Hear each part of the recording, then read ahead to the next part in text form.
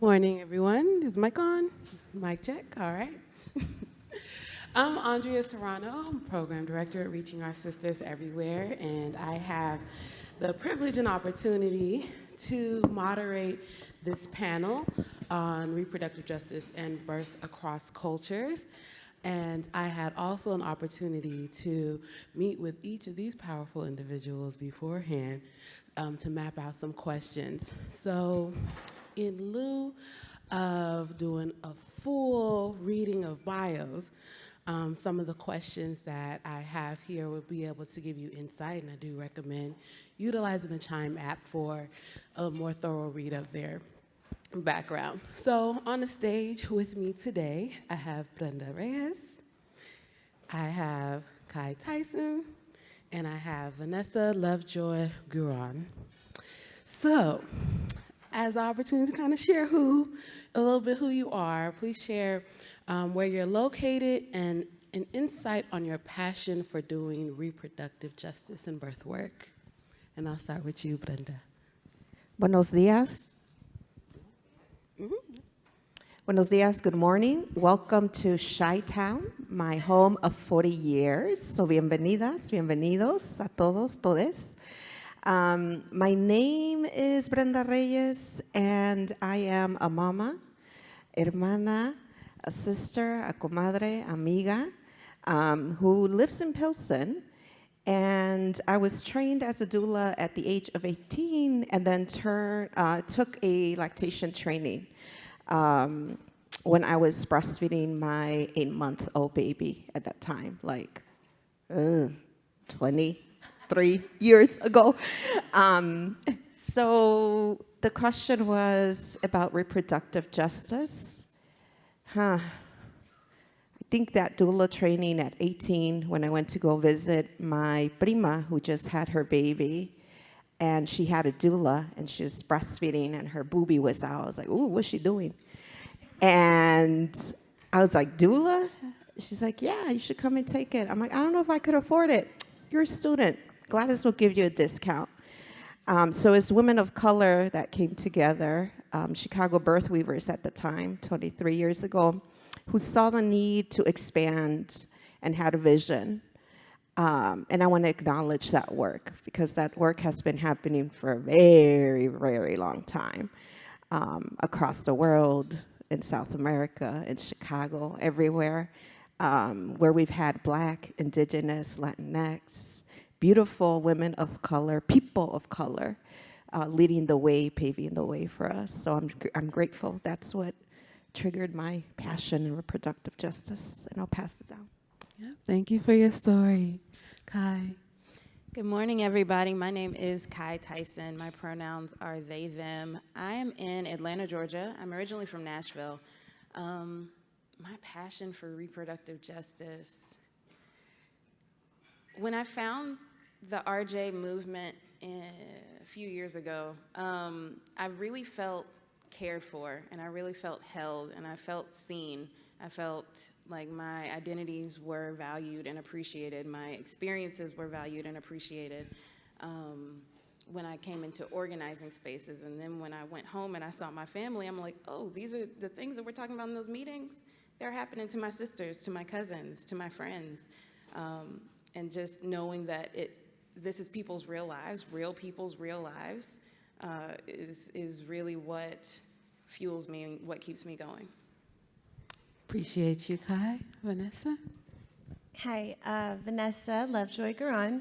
I am a doula program lead for Full Spectrum Doula Org in Seattle, Washington. We're called Hummingbird Indigenous Family Services. And I came into this work kind of late.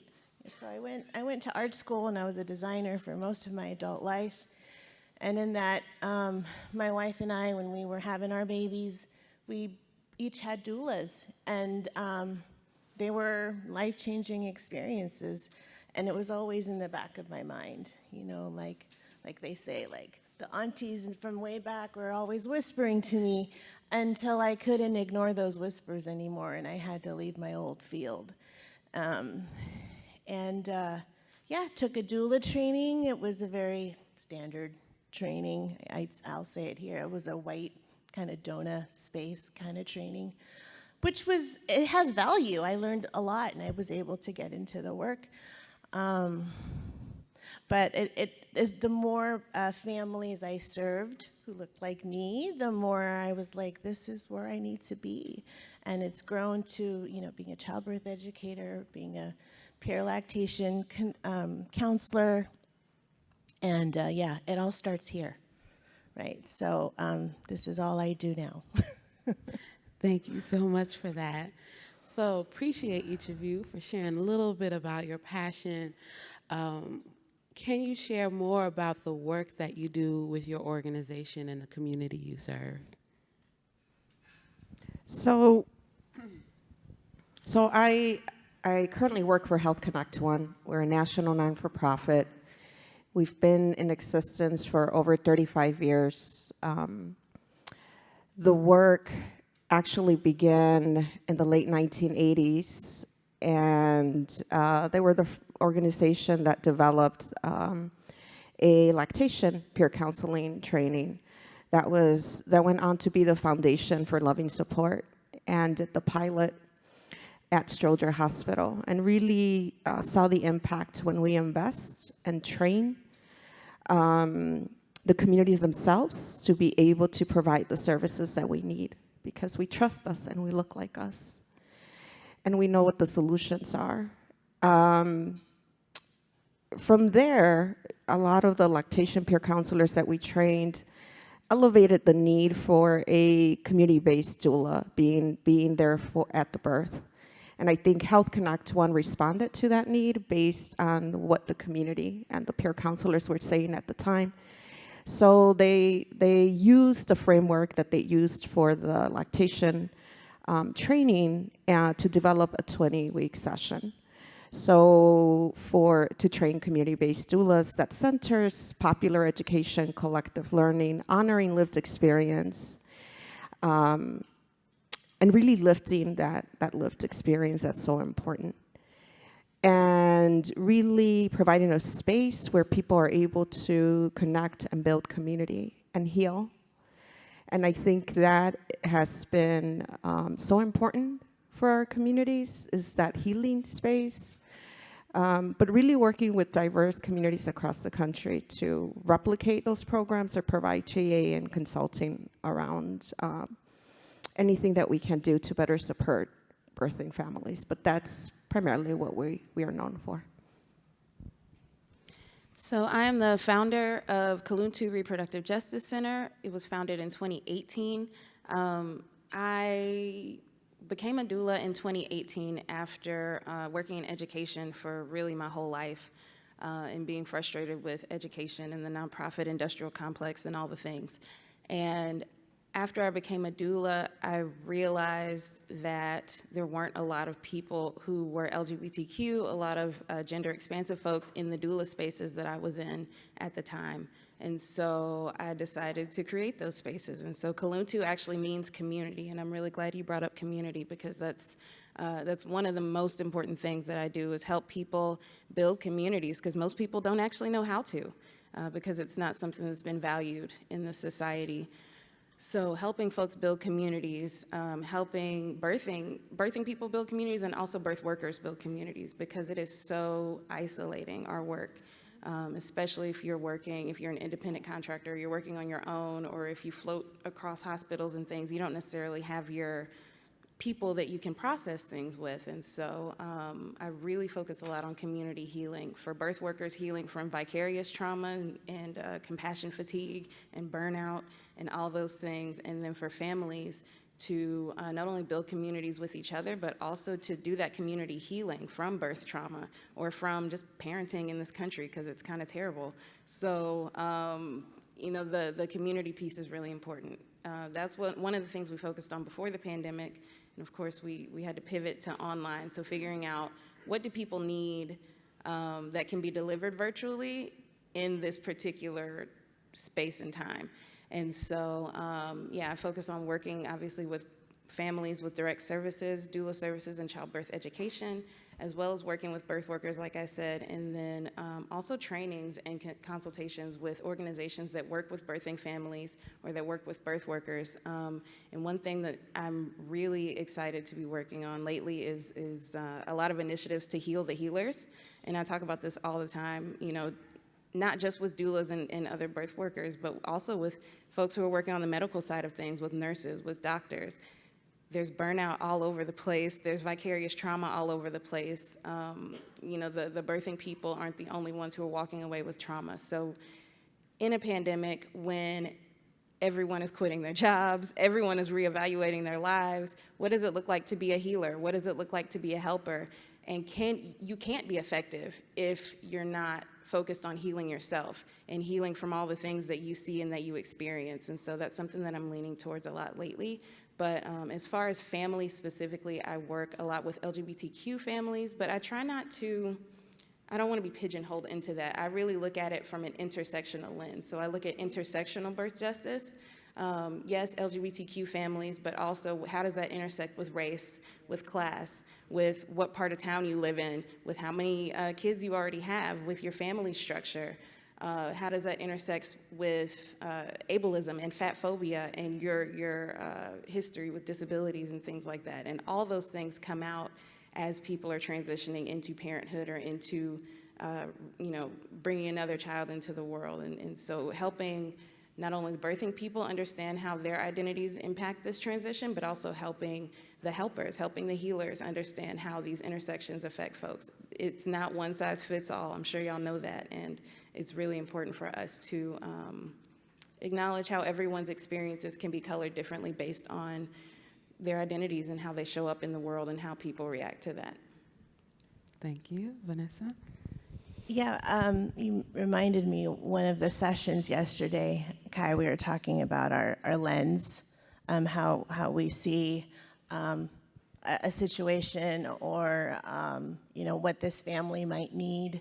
And one of the wonderful things that my program does is we provide, you know, whether I do their intake in the, you know, right after, since we get calls where they just find out that they're pregnant and they're calling Cammie Goldhammer is our ED, and she knows everybody in community, and like someone's auntie is calling her, so-and-so is pregnant, she might be calling you soon, you know, and so we can start doing home visits as early as, you know, 14, 20 weeks.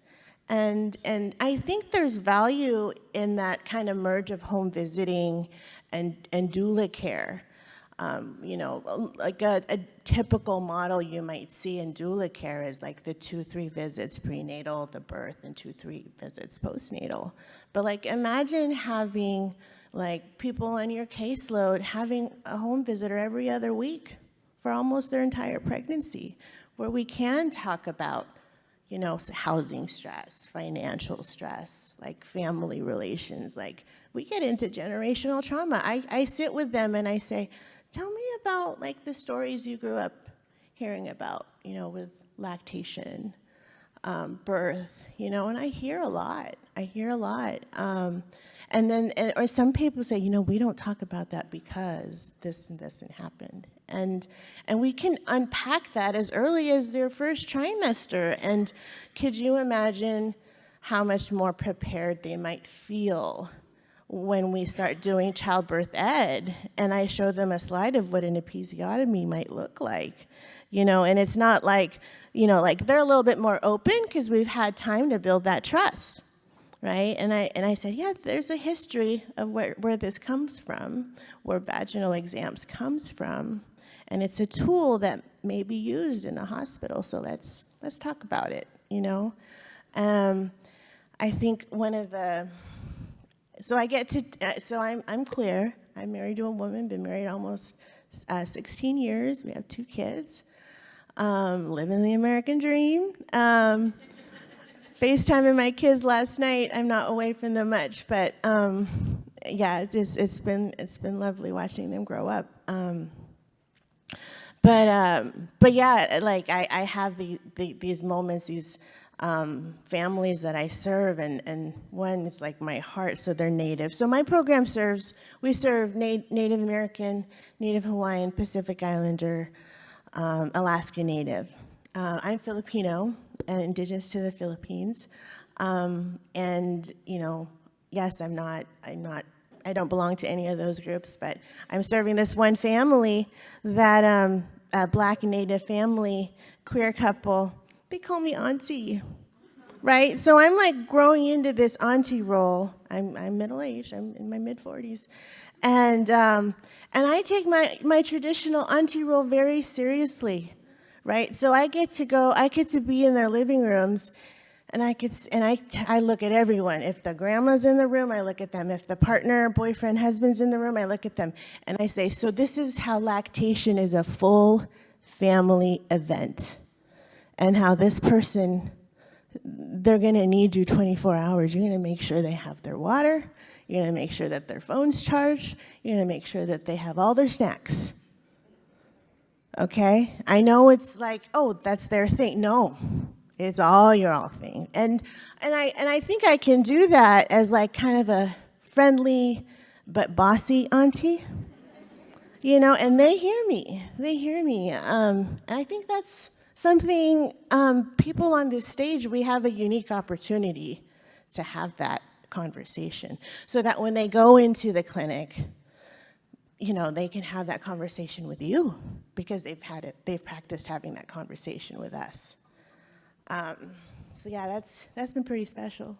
Thank you. So you all highlighted community, the trust, the familial feel that happens when you build that trust and rapport with families that you're working with. So Vanessa, while you have the mic, we always like to lift up the positive things first, right? So what have you seen that contributes towards reproductive justice for the communities you serve? Yeah, so I just had to pull up these numbers because I did a talk in Seattle about our program outcomes, okay? And so this is from September 2019 to February of this year. And at first we had just two full-time doulas. Now we've grown to almost, we gotta hire one more, 3 full-time doulas and a part-time doula.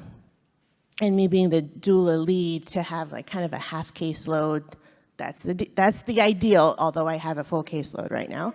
And I can focus on mentoring and training and doing all of that program leading. But we've served 89 families, and of those, 89% are vaginal births, okay?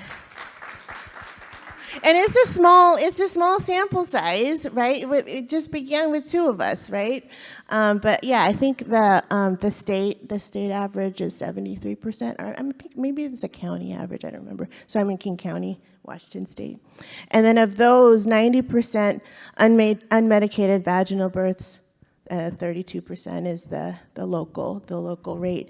And this is the one I think y'all be excited about. So 4% premature birth rate, right? Beautiful. And we can even do a thing where when people are having a hard time getting to prenatal appointments, like, we'll get you a lift, right? Well, we have funding for that. So we're funded by King County levy called Best Starts for Kids. And I hope your local places can do something like that, because it is funding basically programs from 0 to 5. So we're looking at like prison, school to prison pipeline. I mean, it's affecting everything if you fund programs to help 0 to 5 early intervention. And then out of hospital births, so 30% of our families choose out of hospital births. So I do want to address that. So I have doulas that I mentor, and they're like, well, but they want an epidural. And I'm like, well, we should get them an epidural if they want an epidural. What's the problem? So that there's kind of this, I don't know, maybe you all want to chime in, but like I'm all about helping them achieve a birth that they envision for themselves, right? Especially the layers of how like people of color and how we process pain as if, we're so strong. No, we're going to give you an epidural. But before we do that, I want you to understand what you're saying yes to. So that full consent, is, again, body autonomy, right? Our program is the only program that in my area, full spectrum work. So I have folks who are on that fertility journey, trying to conceive. I walk them through that journey, and we care for folks for abortion care, termination care, if they decide to go through the adoption route. So we're alongside with them doing all of that stuff. So beautiful, and I want to lift up, no victory is too small, so just going to lift that up for you. Khye, I'm going to offer you the same question about what have you seen contributes towards reproductive justice for the community you serve? Yeah, I think, I don't remember who said it, my short-term memory is terrible, but, someone was mentioning how, having these conversations in community, and I think you were talking about, what were your ancestors, your elders' experiences, what was your mother's experience, your sister, your cousin. I have found that contributes, just having these conversations out loud. I think sometimes with a lot of pregnant folks will ruminate on a lot of these thoughts, but there's no space to process. And so giving people space to process what do they want, or what have they experienced, what stories have they heard, what have they seen growing up. I think that really helps people understand kind of where they're starting at, and then when I present options or when we're talking about what they want, we can take the stuff that they brought with them and pair that with information, and that kind of helps with the anxiety or the decision fatigue sometimes, where it's like, okay, your cousin had a horror story. Let's really, dissect that. You might not know the whole story, it might be hearsay, or you might have been 7 years old when it happened, but let's talk about it, and what are the odds of this actually happening, or what could have contributed to this happening, or what may contribute in the future to an emergency C-section or an episiotomy or what have you. For me, I think the community piece and just giving people space to mentally process all these different decisions, all these different options that they have, and actually giving them a framework for, this is hospital policy, but it might not be best practice. And these are your options, even if your provider didn't give you all these options. So, for me, I have seen a lot of success when people just have the chance to get all that stuff out of their head and use information and evidence-based knowledge to be able to construct their ideal birth. And then, of course, we talk about, you can't control everything and what is in your sphere of influence and what isn't. But I think there's this idea of, and I think this goes back to motherhood, honestly, this idea of I'm a mother, so I have to be a superwoman. I have to do it all. Everything is on me, because sometimes it's not even that the dad or grandma or whoever doesn't want to support with lactation. It's that they don't know how to. And sometimes the birthing person, it's like, my baby, I'm the only person who knows how to swaddle them correctly. I'm the only person who knows how to change the diaper or whatever. And I think that can come from the supermom stereotype that we expect of people. And so really allowing people to be vulnerable in this experience, to be vulnerable in pregnancy and in parenting and in their relationship with their partner and with their co-parent, because that's evolving. And really giving people permission, I guess, or the opportunity to process this huge transition and all the things that go into it, because it's so easy to shut down when you're overwhelmed. And it's especially if you're overwhelmed with information, or if your provider is telling you something and you don't fully understand, you might not even realize, the questions that you want to ask, but just having the space to go through all that and get all that out of your head, individually and in community, has been really beneficial for my clients and for the folks that I've seen in community when they're going through this transition. Thank you. Brenda? I appreciate that question. I think sometimes we make things more complex than they really are. Listening, affirmation, love, building trust. are key components and tenets that we've seen holding space for birthing families, for them to be vulnerable, for them to share whatever they feel comfortable sharing. And a lot of times they share with us things that they will never share with you. And that's just a fact. And that's okay. And I think providing that space for birthing families, and I say families because we are not only serving that pregnant person, we're serving that tia, that comadre, that neighbor, that amiga, that grandma, that abuelita, that tia, that is foundational support for them. That other support person, their partner, is so important to value them, to ask them what are their fears? And to allow them to use their voice, because so many times what we've experienced and what this society has taught me or our communities is not to use our voice. And even when we do, we get ignored.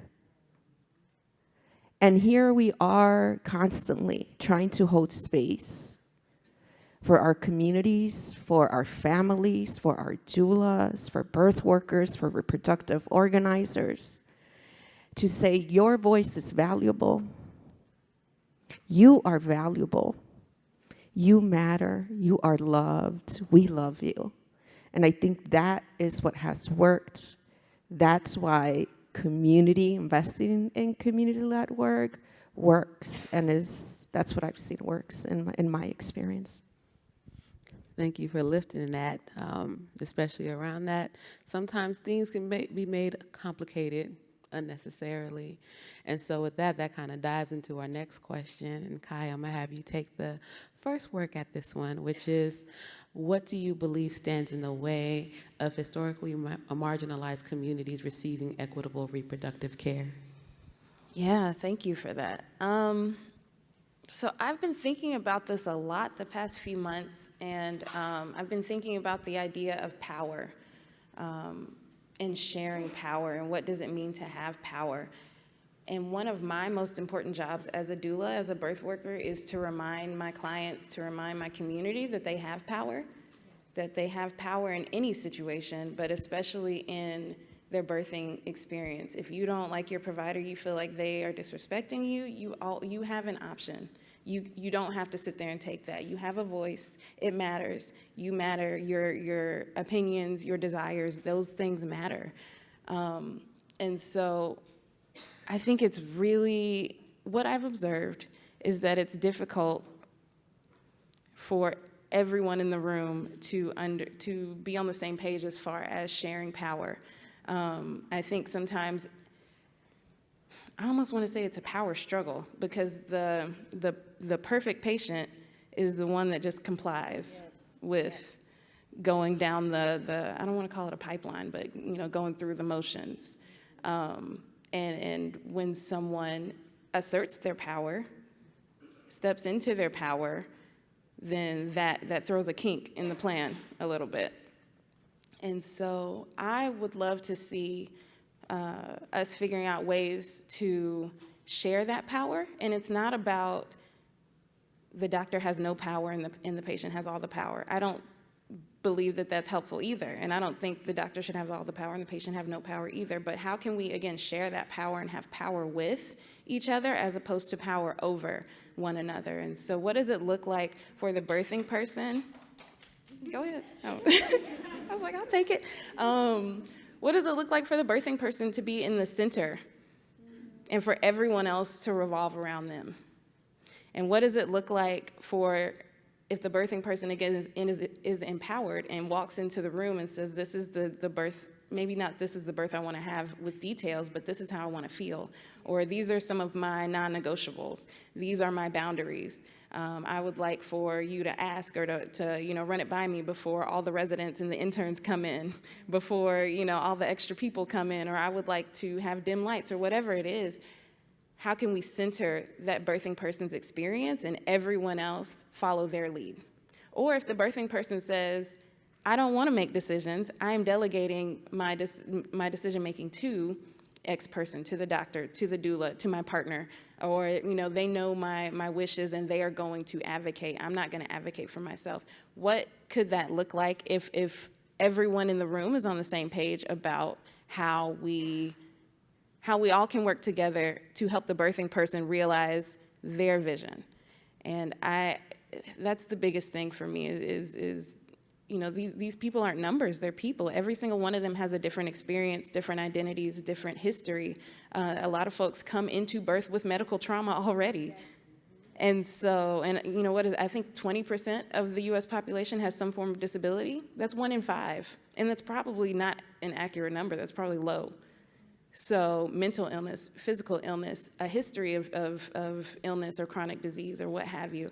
Folks are coming into these spaces already with that baggage. And so what does it look like, for us to center their experiences, not necessarily center their trauma, but center their healing from that trauma, center their needs because of that trauma or informed by that trauma, and really making the birthing person the center of the show and the person who we look to you for your consent, for your approval. We're not just going to come in and there's 22 people in the room all of a sudden and there's sharp things that are being pulled out.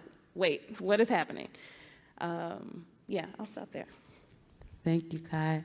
Brenda, what do you feel stands in the way? Ooh. The power thing. Totally agree with you 100%. I think even getting us to acknowledge the power that we hold, whether it's within our position, whether it's related to our sexuality, our gender, position of power, relationship power, to even get us to begin to talk about what that means. What gets in the way? Institutional racism gets in the way. A lack of investment in Black, Indigenous, people of color led organization, that gets in the way. Decision making that people who are in decision making places that don't necessarily reflect the community that is facing the inequality. And they are making decisions about allocation of resources, what program gets invested in, inauthentic engagement, or what we call community engagement, that it's really a checkbox, but not necessarily for real. I've been to too many meetings in my lifetime where I've been invited for the checkbox because I fit a certain criteria. But the organization or the health department, they already knew what they were going to do. They already knew what their program they were going to bring from another state. And they brought Black and brown and Latinx folks to talk about, how we're going to address maternal mortality, infant mortality. And we're telling you in this space what it is, but you don't care. And I think, how do we begin to address that power dynamic? How do we begin to build collaboration and real authentic collaboration that honors folks, that's not tokenized, that gets in a lot of the way, not following the lead of Black, Indigenous communities of color. Appreciate that, Brenda. Vanessa, what do you feel gets in the way? Yeah, I just hope, that as we gather data for our program, that it's going to show funders, it's going to show public and private, community-led, community-based orgs. We know how to serve our communities best. And, you know, we still do listening sessions for various reasons because, yes, we are part of those communities we serve, but there's still stuff we need to learn. So we don't make any assumptions. So I think, you know, to lend those dollars, that funding to the right orgs, to those orgs that the community already trusts because they had worked hard to build that trust. I think that's really key because we see funding going other places, and you know, Cammie and I are just looking at our watch. We're like, okay, when's when's it gonna go down? You know, because it's not gonna end up the way, you know, those outcomes aren't gonna translate the same. But yeah, I also, back to that power thing you're sharing, that I do the same, you know, that we have power. And I'll say that, I'll go back to that family that calls me auntie. The partner who just had the baby, they had to go back because they had some postpartum preeclampsia, that they were home for like a day or two, and I was gonna come visit them, and oh no, auntie, we're on our way to the hospital. And they weren't being heard very well about their symptoms, so they were in the like waiting area, waiting to be seen. And it's like, this person, I mean, they have their baby, they bring their baby, she's nursing in between because she's waiting, and her blood pressure is really high. And her wife told me, this was in a home visit after they came back from the hospital. She's like, no, auntie, I just followed your lead because I watched you. You were really friendly, but you were really firm. And she's like, I did that. And you know, she was like, no, someone needs to come here right now. And they put a line in her, gave her some magnesium, and you know, it was. And that was, so that she exercised her power, right? And that complicity kind of model, she's like, no, we're not gonna mess with that right now. This is what I'm gonna have to raise my voice. So the policy and like down to the, what do we call it, the downstream, right? Seen that session. It was an awesome session. Please feel free to add your sticky to the upstream, downstream, middle stream panel. And so our next question, I think many of you have alluded to it, but sharing with the audience, those here and virtually, what are your suggestions for creating spaces for culturally centered care? I'm going to have Brenda start us off.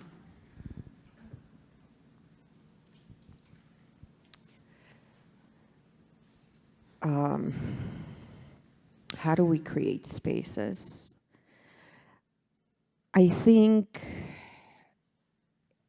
providing opportunity to be able to be okay with not knowing everything. And then really being authentic and open to learning when we are serving communities that might not look like us. Being okay with not knowing, being okay with being reflective, being okay when apologizing when we infringe or disrespect or harm unintentionally sometimes.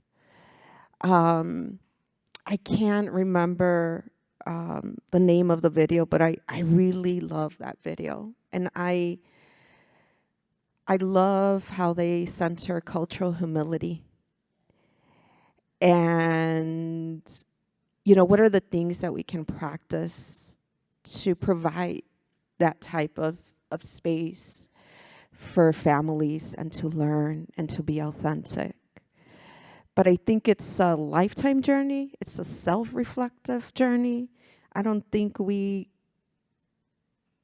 know it all about, because every family is different There are intersectionalities. There are many things that we might not be aware. I think it's important not to generalize, and that's something easy to do that I fall into the trap of doing. And that acknowledging that I'm not a perfect human being, but that I'm open to learning. I think we can start in that way of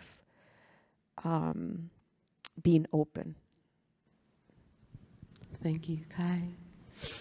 Yeah, I think it's like the generalization, it's so easy to make generalizations, and it's so easy to make assumptions.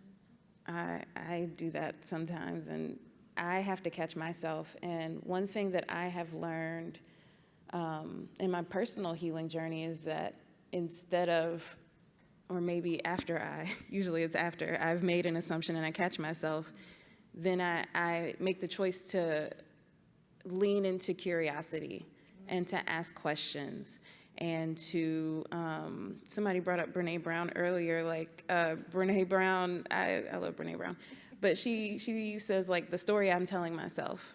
So the story I'm telling myself is that because this person is whatever identities, that this is their experience. But how do I know that? Did I just make that up? I might have just made that up. And I make a lot of things up in my head, so I have to like catch myself that like, no, that's an assumption, or that's, you're combining a couple other people's stories. But I think it's really important, one way to inform that cultural competency and that cultural humility is listening to people's stories. One of the things that I do a lot now is like if I see a TikTok video on, or a reel on Instagram or something, and it's about someone's birthing experience, or it's about, them being a new parent, or it's about someone, or maybe they're doing the baby mama dance in the hospital while they're in labor, and, I'll read the comments because people will I had a similar experience. 27 years ago, I had this experience, and the more people I talk to, especially about their birth trauma, the more people of different ethnicities, different races, different ages. There's people who I've talked to who their kids are 40 years old and they talk about that birth trauma like it happened yesterday. And so really, how can you seek out other people's stories, whether it's books, videos, social media, whatever the case is. Obviously, every source isn't a good source, but, where can you find people's stories and really use those to inform the way that you move through the world? Because we all have our individual stories, we all have our own identities, and I think there are trends that we can notice, but there's a difference between trends and stereotypes, or trends and assumptions. Yeah. And I think a piece of the cultural humility also is acknowledging that the history that a lot of Black and Indigenous folks, a lot of people of color, very particular communities have, for lack of a better word, beef with the medical system for completely valid reasons. And some of those reasons are very recent. And so not gaslighting people into thinking that they should have this ultimate trust in this person. Why should they? Why should they trust anyone? And knowing that can also be cultural, and that a lot of times that is cultural. Yeah, I think that's a good place to start. Thank you, Khye. Vanessa? I want to kind of bring in some of the postpartum care that I do, and that I hope I mentor the doulas under my care do, in that cultural piece. So, we can cook those kind of cultural, like traditional postpartum foods for them as a postpartum doula would do. And if they don't know, I say, okay, which auntie can we call to get that recipe? And maybe they don't have, that kind of family connection. So I find an elder who might, and they become kind of their surrogate grandma for them, and then bringing in like the rest of the community, whether it's making, we partner with various orgs in the area to have cradle board classes for our native families.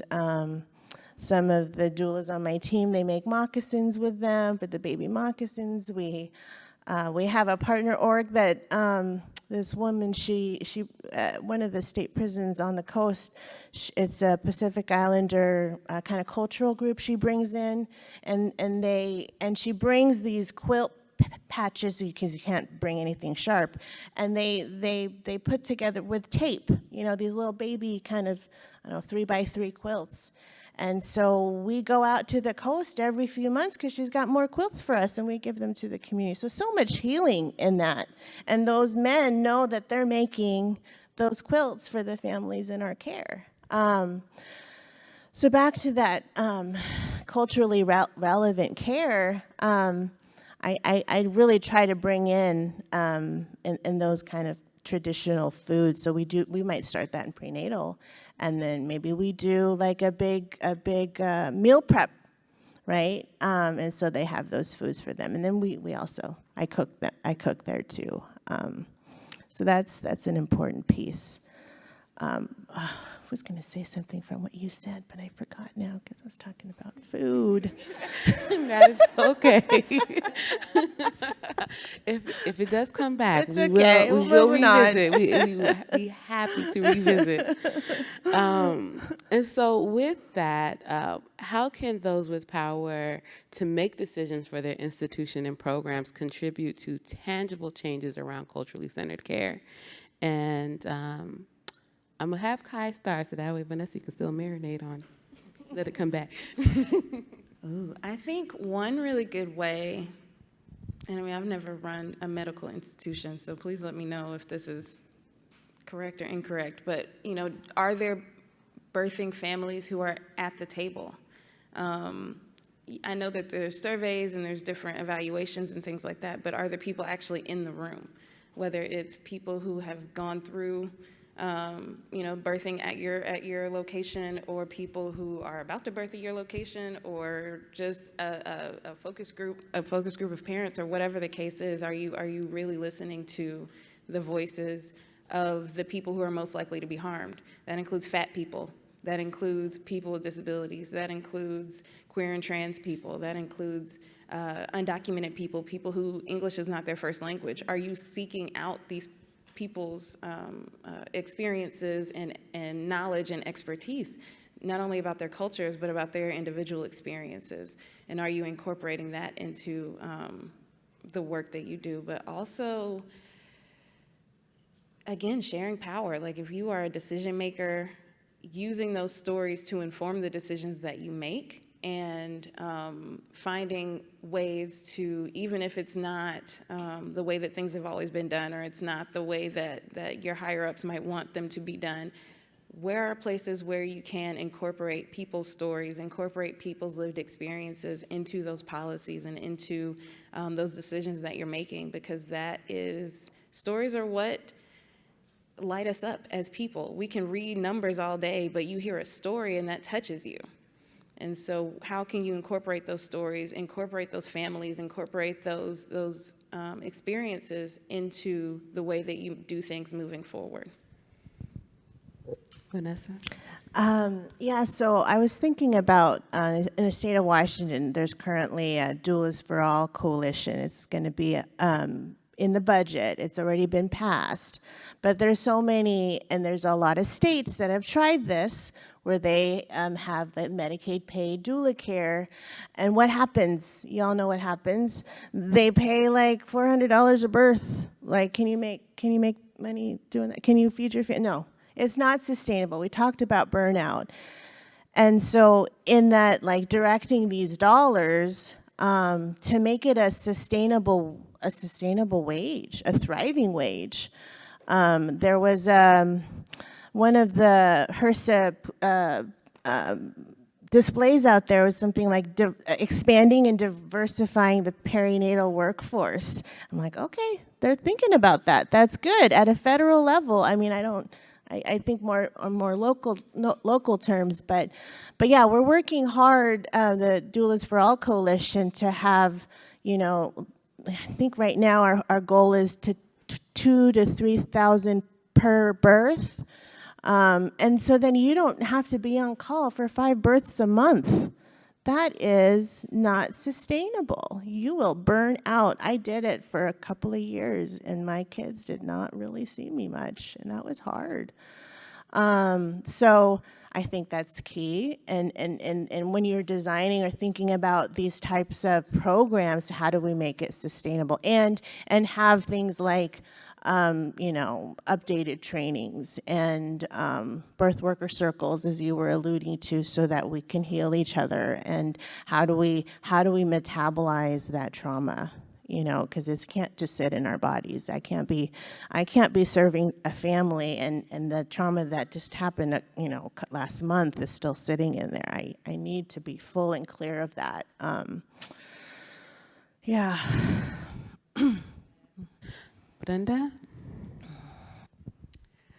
Totally agree about data, both quantitative and qualitative, that centers the people that are more impacted by inequities. Doing a review of policies, again, how does that impact the care that families are receiving? And really looking at who you're hiring. How does your staff look like? What are the languages that are spoken by the communities that are being served? What are your policy around translation, interpretation? How are you collaborating with community grassroots organizations that are trusted members of the community? How are you advocating for funding for that sustainability that's super, important? But I think it's really important to look at that data, to see how we're impacting that change. I really think what we're doing is not working. And we need to begin to think out of the box, be creative, and really invest in racial equity is so important. Invest in cultural center care that centers families, and how do we begin to do that? And what are the policies and practices that are in place that are going to support that? I do have more to add to that, because one of the things our program does is we don't have like an income minimum. So we have families that are well off, and as soon as we get our 501c3 status, they're gonna donate to us, right? Because, and then there's a lot of families that are kind of in the middle, right? Where do they have $2,000 to spend on an experienced doula? No, they have a mortgage, right?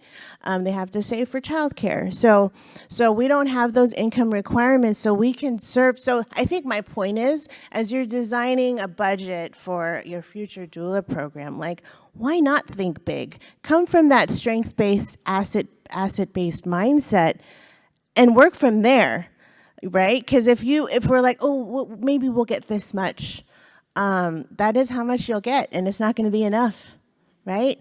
So I think when Cammie dreamt up her dream, she dreamt big, and now we're just going bigger, and it's something to think about. Can I, real fast, what you were saying I think is really important, to reduce the amount of barriers to receiving help, reduce the amount of barriers to receiving care. Like a lot of,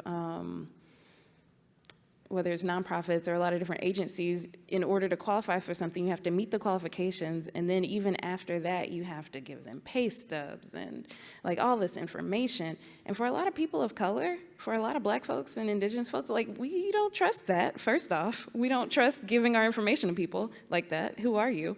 But also, we have 10,000 other things going on. A lot of people, this might not be their first baby. They have other kids, they have jobs, they have partners, they have lives, they have their own things going on. They don't have time to jump through 40 hoops in order to get a free doula, especially if the alternative is no doula. Like, everyone needs a doula. Why do we have to meet these requirements? And I like to think that, yeah, the high-income families, even if they do have a free doula or a sliding scale doula, that eventually that will come back. that you know, that people aren't just going to take advantage. I think there's this idea that people are just going to take advantage of this program. If somebody knocks on your door and says, "Hi, I need a coat," are they lying? Like, why would you assume that they're lying? You know, like, that's weird. Like, it's snowing, they're wearing a t-shirt, what's the problem? Like, I don't think it's ever a bad thing to give someone help. And, you know, why is it? And I get the, you know, budget restraints and things like that, but if we can help people, let's make it as easy as possible for people to receive that help. And things so simple about like having enough in your budget for reimbursables so that I can get them a really nice pump when they go back to work. I can get them the pillow to help, you know, prop up baby just right. So that I'm not, you know, we had a heat wave in Seattle, right? Every summer now. I can get box fans for everybody. So, you know, like those little things you don't think about, but that, you know, with a newborn baby, newly postpartum, and it's like 80 degrees in your home, and it's hotter outside, like quality of life. So yeah, it's important too. And I think I want to, you know, lift up something that has been just said throughout the panel is, you know, the recognizing the trust, and the trust going both ways, right? So the community trust in who's providing the community support, and the community support trust in the community, right? And I think some of those qualifiers and verification kind of speaks to some of the lack of trust that are had towards communities. I might offer one more question, because I do want to give an opportunity for some audience members to offer a question. So I'm going to skip through some of the ones we had thought through. Sorry, y'all. What thoughts do you have towards building health and its relationship in ensuring sustainable communities? And I'm going to start with Brenda. Oh, health. I have to think about my community and my family and their health and what was taken away from them. But also what survived. So we went out for dinner, and she said, "Oh, the tamal." And I looked at the tamal, and it had nopales. I said, "Oh, that's a superfood. That's a healing food that has survived, that we eat. That's not offered or approved through WIC." Health.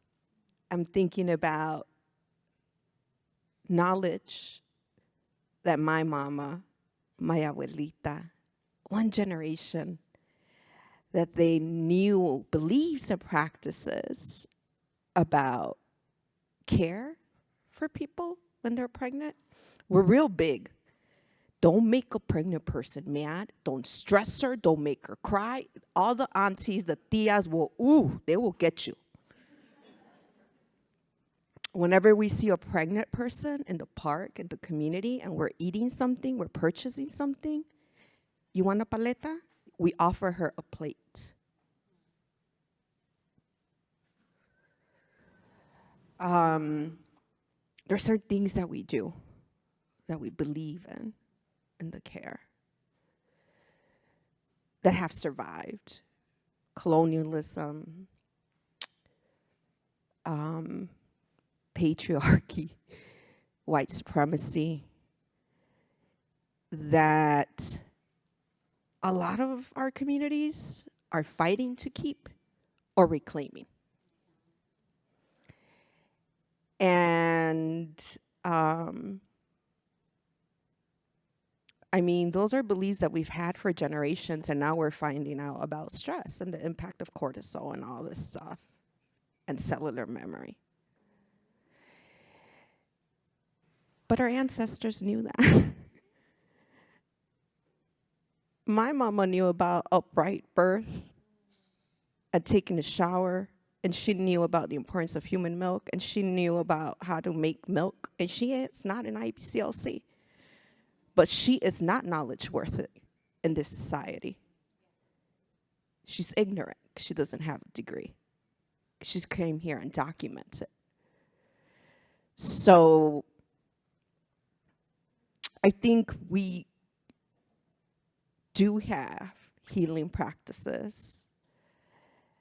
And I could go on and share stories. I was taken, when I was pregnant, my mama took me with her madrina.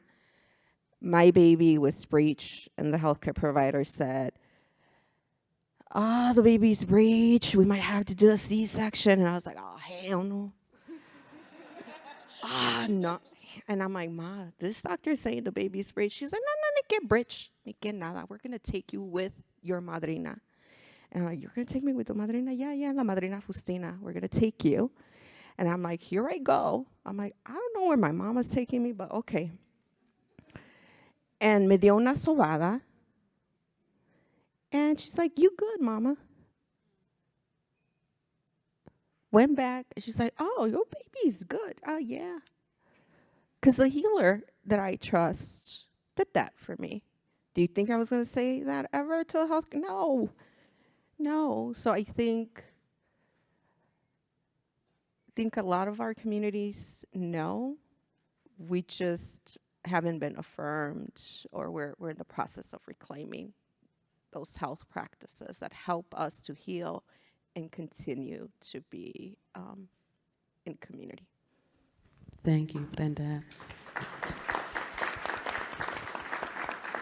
Hi. Yeah. Community. It feels like when you empowering one person to take their health and their healing and their whether it's physical, mental, what have you, in their own hands, is empowering a community. I always explain it like when you're in college. Maybe this isn't the best, most universal example, but if you're in college and you go to the financial aid office, and the people at the financial aid office are probably useless, because they usually are, but there's that one person in the financial aid office. I'm just honest. There's that one person in the financial aid office that will help you and get you together every time, and your friend tells you, go to Sandra. Go to Sandra. Trust me. Don't talk to the rest. Go to Sandra. She helped me get my scholarship, and I'm good. Go to Sandra. That's what it's like. It's like one person has a doula, your friend has a doula, your sister has a doula, and they say, oh my goodness, I had a doula for my second birth, and it was completely different from the first one. I learned about X, Y, and Z, and you're just talking at brunch. That's community. That's community healing, community health. And, oh, I trust this doula. I trust this doctor. I trust this physical therapist. I trust this mental health provider. And that's the community network of referral, and the community, go to the auntie, go to the madrina, go to this person in the community. Maybe you didn't even know this person in the community was a community midwife because they lay low, or because you weren't pregnant before, or what have you. And somebody says, oh yeah, talk to auntie. She knows all the things about lactation, or all the things about postpartum recovery, or what have you. And sometimes we don't even know who's in our community until that particular need comes up, and we start talking about it, and somebody says, oh, go talk to so-and-so down the street. And that's that community health, that community healing. Like, you don't have to pee every time you laugh. You don't have to, have pelvic floor physical therapy, everyone, please. Especially after you have a baby. But yeah, there's certain things like that doesn't have to be normal. Just because it is normal doesn't mean that it has to be. It doesn't mean that it's inevitable. That community healing, sometimes it really is just you didn't know. And talking casually with your friend, with your sibling, with your parent, with whoever about this, that community healing can kind of appear just in those casual conversations. Thank you, Vanessa. Yeah, that's a great segue, because I just imagine like a prenatal visit, and I'm like this particular client, I know she was having some constipation issues. We've been texting back and forth. So like one of my first questions, I said, how are you pooping? What's happening? Did X, Y, and Z work? So we have those conversations, and it's like, I get excited about poop. I get excited about how often you pee, how much you drink, how much, is that 64-ounce bottle or is that a 32-ounce bottle?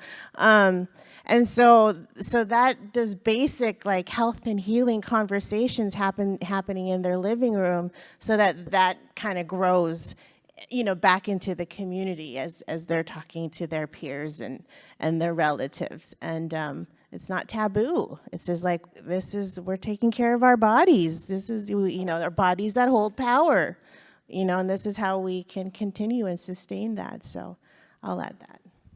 Thank you so much. So I'm going to ask our organizers, do we have time for any questions from the community? Or from the, well, yes, y'all are community. We are a community here. But audience online and. We're going to go 10 minutes into break. This is a 30-minute break in case anyone needs to check out of the hotel. Checkout time is noon, so you don't necessarily have to do it now. And we will start, if my colleague is ready, with a question from our virtual audience who have been giving us thumbs up emojis and been really excited about this. We have about 500 people virtually joining us for this event.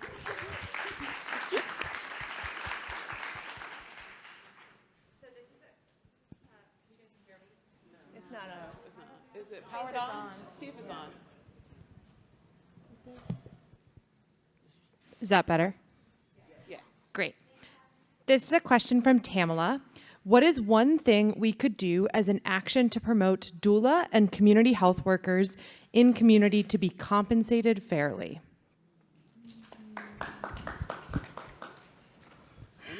Anyone of y'all can take this? Tamala, thank you for that question. I just dream big. I mean, like, when you're writing out that budget, start big so that when you're done, it's not time. That's the only advice I have. I don't know. Yeah. I think, is this on? Okay. Community, again, is a really big piece. And I am a fan of, asking for what you need for crowdfunding. And I know this isn't for organizations, maybe it's asking your donors or asking asking different folks who have contributed throughout, the history of your organization to contribute to this very specific thing. Maybe creating a specific fund to cover doula services or something like that so that the funds don't get diluted. And really being specific, asking your community of supporters, what is it that you, or this is what we need, and how can you help us achieve that? Can you connect us to someone else? Can you connect us to grants? Can you do a fundraiser with your community and it be on behalf of the hospital or what have you? I think there's ways to get creative as well. And yeah, always ask for as much as you can in the proposals and in the budgets and all that. But get creative and who is on your side, who is already in your community, who can help you achieve that goal, whatever it may be. There's always legislative action. I want to thank Representative Lauren Underwood. I want to thank Dick Durbin in Illinois. I want to give him a shout out. I want to thank any Representative Black Caucus in the White House that are advocating for funds to center perinatal community health workers, to expand community-based doulas, lactation support that, again, centers Black and Indigenous communities of color. I would invite you and encourage, whenever you're at a table that looks at state funding or federal funding or funding through the health department for reimbursement through Medicaid, or if you are at tables with all these large insurance companies, that they invest in community-based doula programs, that they invest in lactation peer support programs, that they invest in perinatal community health workers. There is funding. I think if you could follow Black Mamas Matter Alliance, there are awesome. They always have action alerts, so you better sign up, like right now. Take out your phone, search them up. Sister Song, Follow Rose, reaching our sisters everywhere. Come on now. I don't see you taking out your phone. You're asking actions, and I don't see you all doing it. I'm for real when it comes to action. Yes. Follow Health Connect 1. We have some action alerts that we support. Anything that comes out for Black Mamas Matter Alliance, Sister Song. What else? Moms Rising. Oh, yeah. Oh, sorry, sis. Moms Rising. They're also doing a lot of action. United States Breastfeeding Committee, they do a lot of action around lactation equity. So go ahead, follow them. There is a lot of action that you could do. Trust me. Just start with those and trickle, but those are really good in terms of funding, allocation of funds. Thank you. Okay, I think we might have room for one more question. One in the room. Who's going to take them? There we go.